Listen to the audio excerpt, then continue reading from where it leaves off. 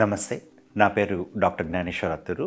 నేను స్టార్ హాస్పిటల్‌లో vascular and endovascular సర్జన్‌గా పనిచేస్తున్నాను. ఈరోజు మీకు పక్షవాతము, దాన్ని మనము అవాయిడ్ చేయొచ్చా అనే దాని గురించి మాట్లాడతాను. పక్షవాతము అనేది మన ఇండియాలో చాలా కామన్‌గా ఉంటుంది. మీరు చాలామందిలో వినుంటారు. పక్షవాతం వచ్చి బెడ్ మీద పడిపోయినందువల్ల కానీ, లేదు పక్షవాతం వచ్చి చనిపోయిన వాళ్ళు కానీ ఉంటారు. ఈ పక్షవాతం అనేది మన ఇండియాలో టాప్ 10 డిసీజెస్లో ఒకటి. ఈ పక్షవాతము రాకుండా, లేదు వచ్చిన వాళ్ళల్లో, చిన్నగా వచ్చిన వాళ్ళల్లో మళ్ళీ పెద్దగా పక్షవాతం రాకుండా మనం ఏం జాగ్రత్తలు తీసుకోవచ్చు, ఏం మందులు వాడచ్చు, లేదా ఏదైనా ఆపరేషన్ పద్ధతుల ద్వారా దీన్ని అవాయిడ్ చేయొచ్చా అనే దాని గురించి మాట్లాడుకుందాం. ఈ పక్షవాతం రావడానికి కారణాల్లో ముఖ్యంగా మెదడుకి వెళ్ళే రక్తనాళాల్లో రక్తము నాళాలు చిట్లి రక్తం బయట వచ్చినందువల్ల అయినా జరగవచ్చు, లేదా రక్తనాళాల్లో కొవ్వు పేరుకొని ఆ రక్తనాళాలు బ్లాక్ అంటే అడ్డం అయినందువల్ల కానీ పక్షవాతము అనేది వచ్చే అవకాశం ఉంటుంది. 80% మందిలో ఈ రక్తనాళాల్లో కొవ్వు పేరుకొని అది రక్త ప్రసరణ సరిగ్గా జరగనందువల్ల అక్కడి నుంచి చిన్న రక్తం గడ్డగట్టి పైకి మెదడుకి బ్లాక్ చేయడం వల్ల పక్షవాతం అనేది వస్తూ ఉంటుంది. ఇది షుగర్ ఉన్న వాళ్ళల్లో లేదా బీపీ ఉన్న వాళ్ళల్లో ఎక్కువగా ఉండే అవకాశం ఉంటుంది. ఇలాగే ఇంట్లో ఒకరికి స్ట్రోక్, పక్షవాతం వచ్చి ఉంటే కనుక వాళ్ళకు కూడా వయసుతో పెరిగే కొద్దీ పక్షవాతం వచ్చే అవకాశం అనేది కూడా ఉంటుంది. ఒకసారి పక్షవాతము వచ్చిన వాళ్ళల్లో ఈ టెస్ట్లు అంటే రక్త ప్రసరణ ఎట్లా ఉంది అనే దాని గురించి టెస్ట్ చేసినందువల్ల ఈ రక్త ప్రసరణలో బ్లాక్ ఉందా, లేదు బ్లీడింగ్ అయినందువల్ల పక్షవాతం అయిందా అనేది తెలుస్తుంది. మెదడుకి రక్త ప్రసరణ వెళ్ళేదాని రక్తనాళము ఈ మెడలో నుంచి ఇట్లా వెళ్ళి పైకి వెళ్తుంది. 80% పక్షవాతము వచ్చే వాళ్ళల్లో కానీ, చిన్నగా సిమ్టమ్స్ ఉన్న వాళ్ళల్లో మనం డాప్లర్ స్కాన్ అనేది చేసినందువల్ల ఈ రక్తనాళాలు, ఎస్పెషల్లీ మెడ మీద ఉన్న రక్తనాళాల్లో ఏదైనా బ్లాకేజ్ ఉందా అనేది కనుక్కోగలుగుతాం.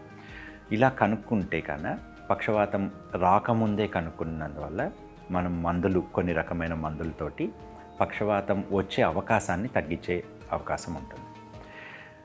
మీరు డాక్టర్ని సంప్రదించినప్పుడు మీకు ముఖ్యంగా 2 రకాల మందులు రాస్తారు. ఒకటి కొవ్వు పేర్కొనేదాన్ని తగ్గించే దానికోసం స్టాటిన్స్ అనేది మందు ఉంటుంది. రెండోది రక్తం గడ్డకట్టకుండా ఉండేందుకు యాంటీప్లేట్లెట్స్ అంటారు. ఎకోస్ప్రిన్ అని కానీ, క్లోపిడోగ్రల్ కానీ ఇలాంటి ఈ 2 మాత్రలు వాడతారు. ఇలాంటి మందులు వాడడం వల్ల ఈ రక్తనాళాల్లో కొవ్వు పేర్కోవడం అనేది స్లో అవుతుంది. పూర్తిగా ఆగిపోతుంది అని కాదు, కానీ ఇది పేర్కోవడం అనేది ఎక్కువ శాతం జరగకుండా పక్షవాతం అనేది రాకుండా ఉండే అవకాశాలని పెంచుతూ ఉంటుంది. ఒకసారి చిన్నగా పక్షవాతం సిమ్టమ్స్ వస్తే, అంటే చెయ్యి వీక్నెస్ రావడం కానీ, కాలు వీక్నెస్ రావడం కానీ, కొంచెం సేపు మాట్లాడలేకుండా ఉండడం కానీ, లేదు ఫేస్లో ఒకవైపు నాలిక పక్కకు తిరగడం కానీ, జుల్లు కారడం కానీ, ఇలాంటి సిమ్టమ్స్ వచ్చే వాటిని TIAs అంటారు.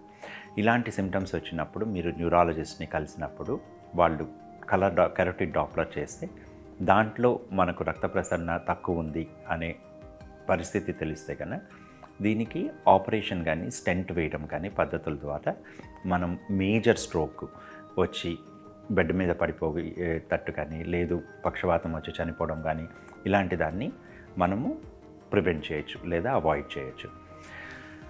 మీరు డాక్టర్ని కలిసినప్పుడు మీకు ఇది బ్లాకేజ్ అనేది ఉందా, ఎంతవరకు ఉన్నది అనే దాని గురించి మీకు ఎక్స్ప్లెయిన్ చేస్తారు.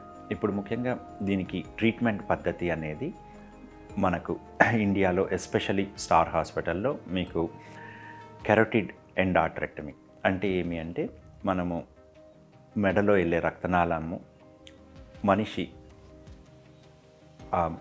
మత్తు అనేది అక్కడి వరకు ఇచ్చి ఆ రక్తనాళంలో ఉన్న బ్లాకేజ్ని తీసేసి మళ్ళీ కుట్టేసినందువల్ల వాళ్ళకి ఫ్యూచర్లో స్ట్రోక్ వచ్చే అవకాశం అనేది చాలా వరకు తక్కువ అవుతుంది.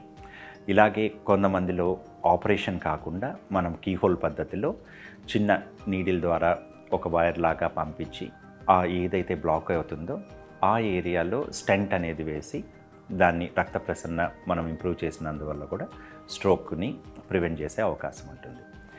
కొంతమందిలో ఇలా స్ట్రోక్ రాకుండా కూడా హెల్త్ చెకప్స్ ఇలా చేస్తున్నప్పుడు ఈ రక్తనాళాల్లో బ్లాకేజ్ కానీ తెలిస్తే కనుక దీనికి కూడా మనము మందులు ఇవ్వడం ద్వారా కానీ లేదా స్టెంట్ వేయడం ద్వారా కానీ మనము స్ట్రోక్ లేదా పక్షవాతంని ప్రివెంట్ చేసే అవకాశాలు, పక్షవాతం మళ్ళీ రాకుండా ఉండేందుకు తగిన జాగ్రత్తలు, ఆపరేషన్స్ చేసుకోవచ్చు. Thank you.